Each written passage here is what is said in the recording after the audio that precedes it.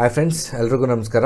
Welcome to PMA Kannada YouTube channel. ನಾನು ಶಿವರಾಜ್. ಇವತ್ತಿನ ವಿಡಿಯೋದಲ್ಲಿ ನಾನು ನಿಮಗೆ ಗ್ರಾಮೀಣ ಡಾಕ್ ಸೇವಕ್ ಈ ಒಂದು ಪೋಸ್ಟ್ ಆಫೀಸ್ ಹುದ್ದೆಗಳು ಅಂತೇನಿದೆ, ಇದಕ್ಕೆ ಅಪ್ಲಿಕೇಶನ್ನೇ ಯಾವ ರೀತಿ ಹಾಕೋದು ಅನ್ನೋದನ್ನ ನಾನು ನಿಮಗೆ ತಿಳಿಸ್ಕೊಡ್ತಾ ಹೋಗ್ತೀನಿ. ನೀವಿನ್ನೂ ನಮ್ಮ ಚಾನಲ್ಗೆ ಸಬ್ಸ್ಕ್ರೈಬ್ ಆಗಿಲ್ಲ ಅಂದರೆ ಈ ಕೂಡಲೇ ನಮ್ಮ PMA ಕನ್ನಡ ಯೂಟ್ಯೂಬ್ ಚಾನಲ್ನ ಸಬ್ಸ್ಕ್ರೈಬ್ ಆಗಿ ಪಕ್ಕದಲ್ಲೇ ಇರುವಂಥ ಬೆಲ್ ಬಟನ್ನ ಓಕೆ ಮಾಡಿ ಫ್ರೆಂಡ್ಸ್. ಬನ್ನಿ ವಿಡಿಯೋನ ಸ್ಟಾರ್ಟ್ ಮಾಡೋಣ. ನಿಮಗೆ ಈಗ ವೆಬ್ಸೈಟ್ ಲಿಂಕ್ ಏನಿದೆ, ಆ ವೆಬ್ಸೈಟ್ ಲಿಂಕ್ ಬಂದುಬಿಟ್ಟು ಡೈರೆಕ್ಟಾಗಿ ಕ್ಲಿಕ್ ಮಾಡ್ತೀರಾ. ಇಲ್ಲಿ ನಿಮಗೆ ರಿಜಿಸ್ಟ್ರೇಷನ್ ಅಂತ ಏನು ಕಾಣ್ತಿದೆ, ನ್ಯೂ ರಿಜಿಸ್ಟ್ರೇಷನ್ ಅಂತ, ಆ ಒಂದು ರಿಜಿಸ್ಟ್ರೇಷನ್ ಮೇಲೆ ಕ್ಲಿಕ್ ಮಾಡಬೇಕು. ಕ್ಲಿಕ್ ಮಾಡಿದ್ಮೇಲೆ ನಿಮಗೆ ಒಂದು ಮೊಬೈಲ್ ನಂಬರು ಮತ್ತು ಇಮೇಲ್ ಐ ಡಿ ಅನ್ನೋದು ಕೇಳುತ್ತೆ. ಆ ಮೊಬೈಲ್ ನಂಬರು ಇಮೇಲ್ ಐ ಡಿನ ಹಾಕಬೇಕಾಗತ್ತೆ. ಅದರಲ್ಲಿ ಮೊದಲನೇ ಆಪ್ಷನ್ ಬಂದು ನಿಮಗೆ ಮೊಬೈಲ್ ನಂಬರ್ ಹಾಕಿ. ಮೊಬೈಲ್ ನಂಬರ್ ಹಾಕಿದ್ಮೇಲೆ ನಿಮಗೆ ಸೆಂಡ್ OTP ಅಂತ ಇರುತ್ತೆ. ಸೆಂಡ್ OTP ಅಂತ ಕೊಡಿ. OTP ಕೊಟ್ಟಾದಮೇಲೆ ಕಸ್ಟಮರ್ ಮೊಬೈಲ್ ನಂಬರ್ ಅಂದರೆ ನಿಮ್ದು ಯಾವುದು ಇರುತ್ತೆ ಆ ಒಂದು ಮೊಬೈಲ್ ನಂಬರ್ಗೆ ಒಂದು OTP ಬರುತ್ತೆ. ಅದಾದಮೇಲೆ ನಿಮಗೆ ವೆರಿಫೈ OTP ಅಂತ ಕೊಡಿ. ಅದಾದಮೇಲೆ ನಿಮಗೆ ಇಮೇಲ್ ಅಡ್ರೆಸ್ ಅಂತ ಕೇಳುತ್ತೆ. ನಿಮ್ಮ ಒಂದು ಇಮೇಲ್ ಅಡ್ರೆಸ್ ಏನಿರುತ್ತೆ ಆ ಒಂದು ಇಮೇಲ್ ಅಡ್ರೆಸ್ನ ನೀವು ಹಾಕಬೇಕಾಗತ್ತೆ. ಇದೆಲ್ಲ ನಿಮಗೆ ಸ್ವಲ್ಪ ಬ್ಲರ್ರಾಗಿ ಕಾಣ್ತಾ ಇರುತ್ತೆ. ಸೆಕ್ಯೂರಿಟಿ ಪರ್ಪಸ್ಗೋಸ್ಕರ ಇವೆಲ್ಲ ನಿಮಗೆ ಬ್ಲರ್ ಆಗಿರುತ್ತೆ. ನೋಡ್ಕೋಬೋದು. ನಾನು ನಿಮಗೆ ಸ್ಟೆಪ್ ಬೈ ಸ್ಟೆಪ್ ಹೇಳ್ತಾ ಹೋಗ್ತೀನಿ, ನೀವು ಡೈರೆಕ್ಟಾಗಿ ಆ ಥರ ಮಾಡ್ಕೋತಾ ಹೋಗ್ಬೋದು. ನಿಮಗೆ ಇಮೇಲ್ ಅಡ್ರೆಸ್ ಅಂತ ಏನಿದೆ ಆ ಒಂದು ನಿಮ್ಮ ಇಮೇಲ್ ಅಡ್ರೆಸ್ನ ಕೊಡಬೇಕಾಗತ್ತೆ. ಕೊಟ್ಟಾದಮೇಲೆ ನಿಮಗೆ ಅಲ್ಲಿ ಸೆಂಡ್ OTP ಅಂತ ಕೇಳುತ್ತೆ. ಆ ಒಂದು OTPನ ನೀವು ಹಾಕಬೇಕಾಗತ್ತೆ. OTPನ ಹಾಕಿದ ಮೇಲೆ ನೀವು ಡೈರೆಕ್ಟಾಗಿ ನೆಕ್ಸ್ಟ್ ಅನ್ನುವಂಥ ಆಪ್ಷನ್ ಮೇಲೆ ಕ್ಲಿಕ್ ಮಾಡಬೇಕು. ಅದಾದಮೇಲೆ ನಿಮಗೆ ಆ ಒಂದು ಅಪ್ಲಿಕೆಂಟ್ ನೇಮ್ ಏನಿರುತ್ತೆ ಆ ಒಂದು ಅಪ್ಲಿಕೆಂಟ್ ನೇಮ್ನ ಕಂಪ್ಲೀಟಾಗಿ ಹಾಕಬೇಕು. ನಿಮ್ಮ ಒಂದು SSLC ಮಾರ್ಕ್ಸ್ ಕಾರ್ಡು ಜೊತೆಗೆ ನಿಮ್ಮ ಒಂದು ಏನು ಆಧಾರ್ ಕಾರ್ಡ್ ಇದೆ ಅದ್ರ ಪ್ರಕಾರವಾಗಿ ನೀಟಾಗಿ ನೀವು ನೋಡಿಕೊಂಡು ಸ್ಪೆಲ್ಲಿಂಗ್ ಮಿಸ್ಟೇಕ್ ಇಲ್ಲದೇ ನೀಟಾಗಿ ನೀವು ಹಾಕಬೇಕಾಗತ್ತೆ. ಅದಾದಮೇಲೆ ಒಂದು ಡೇಟ್ ಆಫ್ ಬರ್ತ್, ಇದನ್ನು ಸಹ ಆಧಾರ್ ಕಾರ್ಡ್ ಮತ್ತು SSLC ಮಾರ್ಕ್ಸ್ ಕಾರ್ಡ್ ಏನಿದೆ ಆ ಒಂದು SSLC ಮಾರ್ಕ್ಸ್ ಕಾರ್ಡ್ ಪ್ರಕಾರನೇ ನೀವು ಒಂದು ಡೇಟ್ ಆಫ್ ಬರ್ತ್ನೂ ಹಾಕಬೇಕಾಗತ್ತೆ. ಅದಾದಮೇಲೆ ಅವರ ಒಂದು ಜೆಂಡರ್ ಏನಿದೆ ಆ ಒಂದು ಜೆಂಡರ್ನ ಸೆಲೆಕ್ಟ್ ಮಾಡ್ಕೋಬೇಕು. Male or female. ಟ್ರಾನ್ಸ್ಜೆಂಡರ್ ಆಗಿತ್ತು ಅಂದರೆ ಟ್ರಾನ್ಸ್ಜೆಂಡರ್ನು ಸೆಲೆಕ್ಟ್ ಮಾಡ್ಕೋಬೋದು. ಅದಾದಮೇಲೆ ಯಾರು ಅಪ್ಲಿಕೆಂಟ್ ಆಗ್ತಿದ್ದಾರೆ ಅವರ ಒಂದು ಫಾದರ್ ನೇಮು ಅಥವಾ ಗಾರ್ಡಿಯನ್ ಅಂತ ಯಾರು ಇರ್ತಾರೆ ಅವ್ರು ನೋಡ್ಕೋತಿರುವಂಥವ್ರು ಅವರೂ ಸಹ ಅಪ್ಲಿಕೇಶನ್ನ ಅವ್ರ ಹೆಸರನ್ನ ಹಾಕ್ಬೋದಾಗಿರುತ್ತೆ. ಅದಾದಮೇಲೆ ನಿಮಗೆ ಒಂದು ಮದರ್ ನೇಮ್ ಕೇಳುತ್ತೆ. ಆ ಒಂದು ಮದರ್ ನೇಮ್ನು ಸಹ ಹಾಕಬೇಕಾಗತ್ತೆ. ಅದಾದಮೇಲೆ ನೆಕ್ಸ್ಟ್ ಬಂದು ನಿಮಗೆ ಕಮ್ಯುನಿಟಿ. ಕಮ್ಯುನಿಟಿ ನೀವು SC ST ಏನು ಎತ್ತ, OBC ಇದ್ದರೆ OBC ಆ ಥರದ್ದೆಲ್ಲ ಹಾಕಬೇಕು. ಹಾಕಾದ್ಮೇಲೆ ನಿಮಗೆ ಒಂದು ರಿಜಿಸ್ಟರ್ ಅಂತ ಏನು ಕಾಣ್ತಾ ಇದೆ ಆ ಒಂದು ರಿಜಿಸ್ಟರ್ ಮೇಲೆ ಸಬ್ಮಿಟ್ನ ಮಾಡಬೇಕಾಗತ್ತೆ. ಸಬ್ಮಿಟ್ ಆದಮೇಲೆ ನಿಮಗೊಂದು ರಿಜಿಸ್ಟ್ರೇಷನ್ ನಂಬರ್ ಬರುತ್ತೆ. ಅದು ನಿಮ್ಮ ಒಂದು ಮೊಬೈಲ್ಗೆ ಬರುತ್ತೆ. ಆ ಒಂದು ರಿಜಿಸ್ಟ್ರೇಷನ್ ನಂಬರ್ ಜೊತೆಗೆ ನಿಮಗೆ ಅಲ್ಲಿ ಒಂದು ಅಂದರೆ ಪಾಸ್ವರ್ಡು ಸಹ ಜನ್ರೇಟ್ ಆಗಿರುತ್ತೆ. ಅದಾದಮೇಲೆ ಇಲ್ಲಿ ಕ್ಯಾಂಡಿಡೇಟ್ ಲಾಗಿನ್ ಅಂತ ಏನಿದೆ ಆ ಒಂದು ಲಾಗಿನ್ ಮೇಲೆ ಕ್ಲಿಕ್ ಮಾಡ್ಕೋಬೇಕು. ಕ್ಲಿಕ್ ಮಾಡ್ತಿದ್ದಂಗೆ ನಿಮ್ಮ ಒಂದು ರಿಜಿಸ್ಟರ್ಡ್ ಆ ಒಂದು ಮೊಬೈಲ್ಗೆ ಏನು ಬಂದಿರುತ್ತೆ ಆ ಒಂದು ರಿಜಿಸ್ಟರ್ಡ್ ನಂಬರ್ನ ನೀವು ಫುಲ್ಲಾಗಿ ಎಂಟ್ರಿ ಮಾಡಬೇಕು. ಅದಾದಮೇಲೆ ನಿಮಗೆ ಒಂದು ಪಾಸ್ವರ್ಡ್ ಬಂದಿರುತ್ತೆ. ಅದರಲ್ಲಿ ಒಂದು 4 ಥರ ಆಲ್ಫಾಬಿಟ್ ಇರುತ್ತೆ. ಅದಾದಮೇಲೆ ಒಂದು 4 ಥರ ನಂಬರ್ಸ್ಗಳಿರುತ್ತೆ. ಟೋಟಲಾಗಿ ನಿಮಗೆ 9 ಥರ ನಂಬರ್ಸ್ಗಳಿರುತ್ತೆ. ಚೆಕ್ ಮಾಡ್ಕೊಳ್ಳಿ. ನಿಧಾನಕ್ಕೆ ನೋಡಿಕೊಂಡು ಅದನ್ನು ನೋಡಬೇಕಾಗತ್ತೆ. ಅದಾದಮೇಲೆ ನಿಮಗೆ ಲಾಗಿನ್ ಅಂತ ಏನಿದೆ ಆ ಒಂದು ಲಾಗಿನ್ ಮೇಲೆ ಕ್ಲಿಕ್ ಮಾಡಬೇಕು. ಕ್ಲಿಕ್ ಮಾಡ್ತಿದ್ದಂಗೆ ನಿಮಗೆ ಆ ಒಂದು ಲಾಗಿನ್ ಪೇಜ್ ಏನಿದೆ ಅಪ್ಲಿಕೇಶನ್ದು ಲಾಗಿನ್ ಪೇಜ್ ಓಪನ್ ಆಗುತ್ತೆ. ಓಪನ್ ಆಗ್ತಿದ್ದಂಗೆ ನಿಮಗೆ ಕೆಳಗಡೆ ಕಾಣುತ್ತೆ ನಿಮಗೆ ಒಂದು ಆನ್ಲೈನ್ ಅಪ್ಲಿಕೇಶನ್ಸ್ ಅಂತ ಒಂದು ಕೇಳುತ್ತೆ. ಅದಾದಮೇಲೆ ನೀವು ಯಾವ್ದಾದ್ರು ಅಪ್ಲಿಕೇಶನ್ನ ಸಬ್ಮಿಟ್ ಮಾಡಿದರೆ ಸಬ್ಮಿಟೆಡ್ ಅಪ್ಲಿಕೇಶನ್ ಅಂತ ಇರುತ್ತೆ.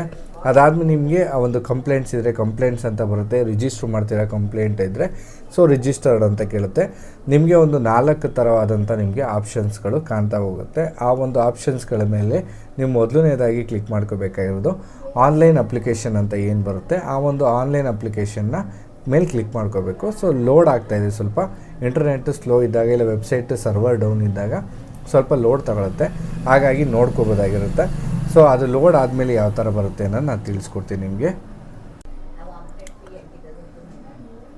ನಿಮಗೆ ಆ ಒಂದು ಅಪ್ಲಿಕೇಶನ್ ಏನಿದೆ ಆ ಅಪ್ಲಿಕೇಶನ್ ಲೋಡ್ ಆಗಿ ಬಂದಾದಮೇಲೆ ನಿಮಗೆ ಡೈರೆಕ್ಟಾಗಿ ನಿಮಗೆ ಇಲ್ಲಿ ಆ ಒಂದು ಆನ್ಲೈನ್ ಅಪ್ಲಿಕೇಶನ್ ಅಂತ ಆದಮೇಲೆ ಪರ್ಸ್ನಲ್ ಡೀಟೇಲ್ಸ್ ಎಲ್ಲ ಕೇಳ್ತಾ ಹೋಗುತ್ತೆ. ಕ್ಲಿಕ್ ಮಾಡಿದ್ಮೇಲೆ ಕಸ್ಟಮರ್ದು ಏನಿರುತ್ತೆ ಆ ಪರ್ಸ್ನಲ್ ಡೀಟೇಲ್ಸ್ ಆಟೋಮೆಟಿಕ್ಕಾಗಿ ಫಸ್ಟು ಫ್ಲೆಚ್ ಆಗಿರುತ್ತೆ.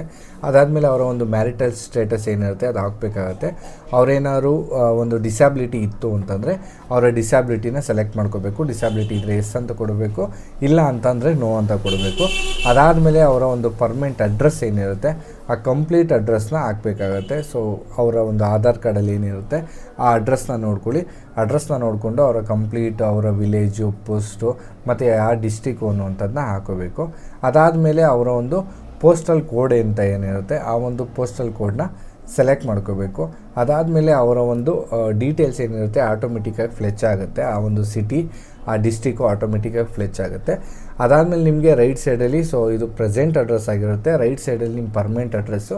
ಸೊ ಎರಡೂ ಸೇಮ್ ಇತ್ತು ಅಂದರೆ ಮೇಲ್ಗಡೆ ಚೆಕ್ ಬಾಕ್ಸ್ ಏನಿದೆ ಆ ಚೆಕ್ ಬಾಕ್ಸ್ ಮೇಲೆ ಕ್ಲಿಕ್ ಮಾಡಿದ್ರೆ ಆಟೋಮೆಟಿಕ್ಕಾಗಿ ಅಲ್ಲಿ ಕೊಟ್ಟಿರುವಂಥ ಏನು ಡೇಟಾ ಇರುತ್ತೆ ಅದು ಆಟೋಮೆಟಿಕ್ಕಾಗಿ ಫ್ಲೆಚ್ ಆಗುತ್ತೆ.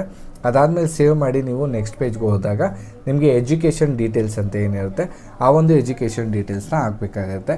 ಇದು SSLC ಆಗಿರೋದ್ರಿಂದ ಸೊ SSLCಗೆ ರಿಲೇಟೆಡ್ ಆಗಿ ಏನಿರುತ್ತೆ ಆ ಒಂದು ಡೀಟೇಲ್ಸ್ಗಳನ್ನ ಹಾಕಬೇಕಾಗಿರುತ್ತೆ. ನಮ್ಮನ್ನು ಹಿಂಗೆ ಹಾಕ್ಬಿಟ್ಟು ಯಾವ ಥರ ಬರುತ್ತೆ ಅನ್ನೋದನ್ನ ತೋರಿಸ್ಕೊಡ್ತೀನಿ. ಮೊದಲನೇದಾಗಿ ನಿಮ್ಮ ಒಂದು ಯಾವ ಒಂದು ಸ್ಟೇಟ್ ಇರುತ್ತೆ ಆ ಒಂದು ಸ್ಟೇಟ್ನ ಸೆಲೆಕ್ಟ್ ಮಾಡ್ಕೋಬೇಕು. ಅದಾದಮೇಲೆ ಯಾವ ಇಯರಲ್ಲಿ ಅವರು ಪಾಸಿಂಗ್ ಆಗಿರ್ತಾರೆ ಆ ಒಂದು ಪಾಸಿಂಗ್ ಇರುವಂಥ ಒಂದು ಡೇಟಾ ಏನಿರುತ್ತೆ ಸೊ ಯಾವ ಇಯರಲ್ಲಿ ಪಾಸಿಂಗ್ ಆದರೂ ಅದನ್ನು ಹಾಕೋಬೇಕು. ಅದಾದಮೇಲೆ ಇಲ್ಲಿ ಬೋರ್ಡ್ಗಳು ಕೇಳುತ್ತೆ. ಸೊ ಸುಮಾರು ಥರ ಇಲ್ಲಿ ನೋಡ್ಕೋಬೋದು. ಕರ್ನಾಟಕ ಸೆಕೆಂಡ್ರಿ ಬೋರ್ಡ್ ಅಂತ ಏನಿರುತ್ತೆ ಆ ಬೋರ್ಡನ್ನು ನೀವು ಸೆಲೆಕ್ಟ್ ಮಾಡ್ಕೋಬೇಕು. ಯಾವುದನ್ನು ಸೆಲೆಕ್ಟ್ ಮಾಡ್ಕೋಬೇಕು ನೋಡ್ಕೊಂಡು ಹಾಕಿ. ಸೊ ಅದು GPA ಒಂದು ಇತ್ತು ಅಂತಂದರೆ ಅದನ್ನು ಸಹ ನೋಡಿಕೊಂಡು ನೀವು ಹಾಕೋಬೇಕಾಗಿರುತ್ತೆ. ಸೊ ಇಯರ್ ವೈಸು ಸಹ ನಿಮಗೆ ಕೊಟ್ಟಿದ್ದಾರೆ ನೋಡ್ಕೋಬೋದು. SSC ಮೆಮೊ ನಂಬರ್ ಅಂತ ಇದೆ, ಸೊ ಅದನ್ನು ರಿಜಿಸ್ಟರ್ ನಂಬರ್ನೂ ಸಹ ಹಾಕೋಬೋದಾಗಿರುತ್ತೆ. ನಾನು ನಿಮ್ಗೆ ತೋರಿಸ್ತೆ ನೋಡಿ. ನ್ಯಾಷನಲ್ ಸ್ಕಿಲ್ ಒಂದು ಕ್ವಾಲಿಫೈಡ್ ಫ್ರೇಮ್ ಆಗಿದ್ದರೆ ಯಾವ ಇಯರಲ್ಲಿ ನೋಡ್ಕೋಬೇಕು. ಮತ್ತು ಚಿಲ್ಡ್ರನ್ ವಿತ್ ಸ್ಪೆಷಲ್ ನೀಡ್ಸ್ ಇದ್ದಾಗ ಸೊ ನಿಮಗೆ ಬೇರೆ ಬೇರೆ ನ್ಯಾಷನಲ್ ಇನ್ಸ್ಟಿಟ್ಯೂಟ್ ಇತ್ತು ಅಂದರೆ ಮತ್ತು ಕೌನ್ಸಿಲ್ ಆಫ್ ಇಂಡಿಯನ್ ಸರ್ಟಿಫಿಕೇಟ್ ಈ ಥರ ಎಲ್ಲ ಥರ ಸೆಂಟ್ರಲ್ ಬೋರ್ಡ್ ಇದ್ದರೆ ಸೆಂಟ್ರಲ್ ಬೋರ್ಡು ಪ್ರತಿಯೊಂದೂ ಸಹ ನಿಮಗೆ ಇಲ್ಲೇ ಶೋ ಮಾಡಿರ್ತಾರೆ.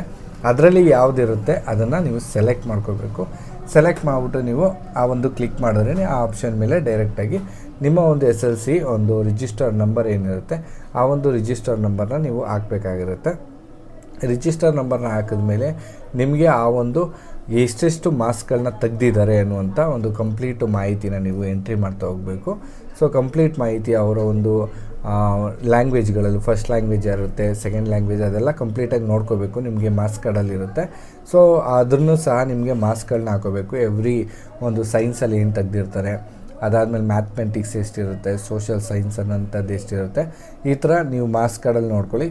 ಸೊ ಕೇರ್ಫುಲ್ಲಾಗಿ ನೋಡಿಕೊಂಡು, ಯಾಕೆ ಇದು ಕಂಪ್ಲೀಟಾಗಿ ನಿಮ್ಮ ಒಂದು ಮಾರ್ಕ್ಸ್ ಏನಿದೆ ಸೊ ನೇರ ನೇಮಕಾತಿ ಆಗಿರೋದ್ರಿಂದ ನಿಮಗೆ ಯಾವುದು ಮಾರ್ಕ್ಸ್ಗಳು ಕರೆಕ್ಟಾಗಿದೆ ಅದನ್ನು ನೋಡಿಬಿಟ್ಟು ನೀವು ಅಪ್ಲಿಕೇಶನ್ನ ನೀಟಾಗಿ ಹಾಕೋಬೇಕು. ಯಾಕೆಂದರೆ ಸ್ವಲ್ಪ ಕೆಲವ್ರದ್ದೆಲ್ಲ ಸಾಂಸ್ಕ್ರಿಟ್ ಇರುತ್ತೆ, ಸೊ ಥರ್ಡ್ ಲ್ಯಾಂಗ್ವೇಜ್ ಓದಿರುವಂಥದ್ದು, ಮತ್ತು ಕೆಲವರೆಲ್ಲ ಫಸ್ಟ್ ಲ್ಯಾಂಗ್ವೇಜು ಇಂಗ್ಲೀಷ್ ಇರುತ್ತೆ. ಅದನ್ನೆಲ್ಲ ನೋಡ್ಕೋಬೇಕು. ನೀವು ಇಲ್ಲಿ ನೋಡಿಕೊಂಡು ಯಾವುದಿರುತ್ತೆ ಅದನ್ನು ಚೆಕ್ ಮಾಡಿಕೊಂಡು ಏನಾದ್ರು ರಾಂಗ್ ಇತ್ತು ಅಂದರೆ ಚೇಂಜಸ್ಗಳನ್ನ ಮಾಡ್ಕೋಬೋದು. ಸೊ ಅದಕ್ಕೂ ಸಹ ನಿಮಗೆ ಟೈಮ್ ಕೊಟ್ಟಿರ್ತಾರೆ, ಆ ಥರ ನೋಡ್ಕೋಬೋದು. ಇಲ್ಲಿ ನಿಮಗೆ ಮಾರ್ಕ್ಸ್ ಕಾರ್ಡ್ ಏನಿರುತ್ತೆ ಸೊ ಮಾರ್ಕ್ಸ್ಗಳನ್ನ ತೊಗೋಬೋದಾಗಿರುತ್ತೆ. ಮತ್ತು CGPA ಸ್ಕೋರ್ಸ್ಗಳೇನೋ ಇತ್ತು ಅಂತಂದರೆ ನಿಮಗೆ ಇಲ್ಲಿ CGPA ಒಂದು ಪಾಯಿಂಟ್ಸ್ ಸ್ಕೋರ್ ಇತ್ತು ಅಂದರೆ ಹಾಕೋಬೇಕು. ಇಲ್ಲ ಅಂತಂದರೆ ಆ ಥರ ಏನಿಲ್ಲ ಅಂದರೆ ಸೊ ಬ್ಲ್ಯಾಂಕ್ ಬಿಟ್ಬಿಡಬೇಕು, ಬೇರೆ ಏನೂ ಹಾಕೋಕ್ಕೆ ಹೋಗಬಾರ್ದು. ಅದಾದಮೇಲೆ ನೆಕ್ಸ್ಟ್ ಮತ್ತು ಸೇವ್ ಅಂತ ಏನಿದೆ ಆ ಒಂದು ನೆಕ್ಸ್ಟು ಸೇವ್ ಮೇಲೆ ಕ್ಲಿಕ್ ಮಾಡಬೇಕು. ಸೊ ಕ್ಲಿಕ್ ಮಾಡಿದ್ಮೇಲೆ ನಿಮಗೆ ನೆಕ್ಸ್ಟ್ ಪೇಜ್ಗೆ ಹೋಗುತ್ತೆ. ಆ ಒಂದು ನೆಕ್ಸ್ಟ್ ಪೇಜಲ್ಲಿ ನಿಮಗೆ ಯಾವ ರೀತಿ ಎಂಟ್ರಿಗಳನ್ನ ತೊಗೋಬೇಕು, ಏನೇನೆಲ್ಲ ಮಾಡಬೇಕು ಅನ್ನೋದನ್ನ ನಾನು ನಿಮಗೆ ಕಂಪ್ಲೀಟಾಗಿ ತಿಳಿಸ್ಕೊಡ್ತೀನಿ, ನೋಡ್ಕೊಳ್ಳಿ. ಸೊ ಈಗ ನೆಕ್ಸ್ಟು ಸೇವ್ ಮಾಡ್ತೀರಾ. ಸೇವ್ ಮಾಡಿದ್ಮೇಲೆ ನೆಕ್ಸ್ಟ್ ಪೇಜ್ಗೆ ಹೋಗುತ್ತೆ. ಅದಾದಮೇಲೆ ನಿಮಗೆ ನೋಡ್ಕೋಬೋದು. ಸೊ ಈ ಒಂದು ಪೋಸ್ಟ್ಗೆ ಅಪ್ಲಿಕೇಶನ್ ಹಾಕೋದೆಲ್ಲ ಸೊ ನೇರ ನೇಮಕಾತಿ, ಹಾಗಾಗಿ ನಿಮಗೆ ಪೋಸ್ಟು ಪ್ರಿಫರೆನ್ಸ್ಗಳಿರುತ್ತೆ. ಅಂದರೆ ನೀವು ಎಲ್ಲಿ ಆ ಪೋಸ್ಟ್ನ ಹಾಕ್ತಾಯಿದ್ದೀರಾ, ನಿಮ್ಮ ಡಿಸ್ಟಿಕಾ ಇಲ್ಲ ಬೇರೆ ಡಿಸ್ಟಿಕಾ ಇಲ್ಲ ಬೇರೆ ಸ್ಟೇಟಲ್ಲಿ ಹಾಕ್ತಿದ್ದೀರಾ ನೋಡ್ಕೋಬೇಕಾಗಿರುತ್ತೆ. ಸೊ ನಿಮ್ಮ ಒಂದು ಡಿವಿಷನ್ ಯಾರಿರುತ್ತೆ ಆ ಡಿವಿಷನ್ನ ನೋಡ್ಕೋಬೇಕು. ಅದಾದಮೇಲೆ ಕಂಪ್ಲೀಟಾಗಿ ನಿಮಗೆ ಎಲ್ಲೆಲ್ಲಿ ಪೋಸ್ಟ್ಗಳು ಖಾಲಿ ಇದೆ ಅನ್ನುವಂಥದ್ದು ಸೊ BPM ಮತ್ತು ABPM ಎಲ್ಲ ಪ್ರತಿಯೊಂದೂ ಸಹ ನಿಮಗೆ ತಿಳಿಸ್ಕೊಡ್ತಾರೆ. ನಿಮಗೆ ನಿಯರೆಸ್ಟ್ ಇರುವಂಥ ಒಂದು ಪೋಸ್ಟ್ ಆಗಿರ್ಬೋದು, ಇದೆಲ್ಲ ಕಂಪ್ಲೀಟಾಗಿ ನಿಮಗೆ ಯಾವ ಡಿವಿಷನ್ ಬರುತ್ತೆ ಆ ಡಿವಿಷನ್ದು ನಿಮಗೆ ಇಲ್ಲಿ ಹಾಕಿರ್ತಾರೆ. ಸೊ ಅದು ಪ್ರಿಫರೆನ್ಸ್ನ ಕೊಡ್ತಾ ಹೋಗಬೇಕಾಗತ್ತೆ. ನಿಮಗೆ ಯಾವುದು ಫಸ್ಟ್ ಬೇಕು ಅಂದರೆ ಸೊ ನಂಬರ್ 1, ನಂಬರ್ 2, ನಂಬರ್ 3 ಈ ಥರ ಎಲ್ಲ ಸೆಲೆಕ್ಟ್ ಮಾಡ್ಕೋಬೇಕು. ಸೆಲೆಕ್ಟ್ ಮಾಡ್ಕೊಂಡಾದಮೇಲೆ ನೀವು ಈ ಒಂದು ಪೋಸ್ಟ್ಗಳಿಗೆ ಯಾವ ವಿಲೇಜ್ಗಳಂತ ಏನಿರುತ್ತೆ ಆ ವಿಲೇಜ್ಗಳನ್ನೆಲ್ಲ ನಿಮಗೆ ಆಲ್ಮೋಸ್ಟ್ ಅಲ್ಲಿ ನಿಯರ್ ಎಷ್ಟಿರುತ್ತೆ, ಎಷ್ಟು ಪೋಸ್ಟ್ಗಳಿರುತ್ತೆ, 10 ಇರ್ಬೋದು, 15 ಇರ್ಬೋದು, 20 ಇರ್ಬೋದು, 25 ಇರ್ಬೋದು, ಈ ಥರ ಕಂಪ್ಲೀಟಾಗಿ ತುಂಬ ಇರುತ್ತೆ. ಸೊ ನಿಮಗೆ ಯಾವ್ಯಾವುದು ನಿಯರೆಸ್ಟ್ ಇರುತ್ತೆ, ನಿಮಗೆ ಕನ್ವೀನಿಯೆಂಟ್ ಆಗಿರುತ್ತೆ ಆ ಒಂದು ಪೋಸ್ಟ್ಗಳಿಗೆ ಒಂದು ಆರ್ಡರ್ ವೈಸಲ್ಲಿ ನೀವು ಕೊಡ್ತಾ ಹೋಗಬೇಕು. 1, 2, 3, 4, 5 ಅಂತ. ಸೊ ನಂಬರ್ ವೈಸು ಕೊಡ್ತಾ ಹೋಗ್ತಿದ್ದಂಗೆ ನೀವು ಸೊ ನೆಕ್ಸ್ಟು ಒಂದು ಪೇಜ್ಗೆ ಅಂದರೆ ಇದನ್ನು ಸೇವ್ ಮಾಡಿ ನೆಕ್ಸ್ಟ್ ಪೇಜ್ಗೆ ಹೋಗಬೇಕು. ಆ ಒಂದು ನೆಕ್ಸ್ಟ್ ಪೇಜ್ ಬಂದು ನಿಮಗೆ ಒಂದು ಫೋಟೋ ಮತ್ತು ಸಿಗ್ನೇಚರ್ನ ಅಪ್ಲೋಡ್ ಮಾಡೋಕ್ಕೆ ಹೇಳುತ್ತೆ. ಸೊ ಆ ಒಂದು ಫೋಟೋ ಸಿಗ್ನೇಚರ್ ಯಾವ ಒಂದು DPIಲಿ ಇರಬೇಕು, ಎಷ್ಟು KB ಇರಬೇಕು ಅನ್ನುವಂಥದ್ದೆಲ್ಲ ಇದೆ. ಸೊ ಅದನ್ನು ನೋಡ್ಕೋಬೇಕು. 30 KB ಒಳಗಡೆ ಆ ಒಂದು ಫೋಟೋ ಮತ್ತು ಸಿಗ್ನೇಚರ್ ಒಂದು 20 ಆ ಥರ ಒಂದು ಸಿಗ್ನೇಚರ್ದೆಲ್ಲ ಮಾಡ್ಕೋಬೇಕಾಗಿರುತ್ತೆ. ಸೊ ಅದಾದಮೇಲೆ ನಿಮಗೆ ಕೆಳಗಡೆ ಒಂದು ಡಿಕ್ಲರೇಷನ್ ಇರುತ್ತೆ. ಸೊ ಆ ಡಿಕ್ಲರೇಷನ್ನ ಕನ್ಫರ್ಮ್ ಮಾಡಬೇಕು. ಅದಾದಮೇಲೆ ಪ್ರಿವ್ಯೂ ಅಂತ ಕೊಡಬೇಕು. ಕೊಟ್ಟಾದಮೇಲೆ ನಿಮಗೆ ಆ ಒಂದು ಅಪ್ಲಿಕೇಶನ್ನು ಡೈರೆಕ್ಟಾಗಿ ಪ್ರಿವ್ಯೂ ಆಗುತ್ತೆ. ಸೊ ನಿಮ್ಮಲ್ಲಿ ಏನಾದ್ರು ಚೇಂಜಸ್ ಇದೆಯಾ ಎಲ್ಲ ನೋಡ್ಕೋಬೇಕು. ಏನಾದ್ರು ತಪ್ಪಿತ್ತು ಅಂದರೆ ಬ್ಯಾಕ್ ಹೋಗ್ಬಿಟ್ಟು ಸರಿ ಮಾಡ್ಕೋಬೋದು. ಏನೂ ಈ ತಪ್ಪಿಲ್ಲ ಅಂದರೆ ಸಬ್ಮಿಟ್ ಕೊಡ್ಬೋದು. ನಿಮಗೆ ಜನರಲ್ ಕ್ಯಾಟಗರಿ ಅವರಾಗಿತ್ತು ಅಂತಂದರೆ ಜನರಲ್ ಅವ್ರಿಗೆ ₹100 ನಿಮಗೆ ಅಪ್ಲಿಕೇಶನ್ ಫೀಸ್ ಇರುತ್ತೆ. ಸೊ ಕ್ಯಾಟಗರಿ ಇರುವಂಥವ್ರಿಗೆ ಎಕ್ಸೆಪ್ಷನ್ ವುಮೆನ್ಸ್ಗಳಿಗಾದರೆ ಇಟ್ಸ್ ಫ್ರೀ ಆಫ್ ಕಾಸ್ಟ್ ಇರುವಂಥದ್ದು. ಸೊ ಅಪ್ಲಿಕೇಶನ್ ಫೀಸ್ ಮಾತ್ರ ನೀವು ಕೊಡಬೇಕಾಗತ್ತೆ. ಸೊ ಇದಾದಮೇಲೆ ನೀವು ಡೈರೆಕ್ಟಾಗಿ ಅಪ್ಲಿಕೇಶನ್ನ ಸಬ್ಮಿಟ್ ಮಾಡ್ಬೋದಾಗಿರುತ್ತೆ. ಸಬ್ಮಿಟ್ ಆದಮೇಲೆ ನಿಮಗೆ ಆ ಒಂದು ಅಪ್ಲಿಕೇಶನ್ ಸಬ್ಮಿಟ್ ಆಗಿರೋ ಒಂದು ನೋಟಿಫೈ ಆಗುತ್ತೆ ನಿಮಗೆ.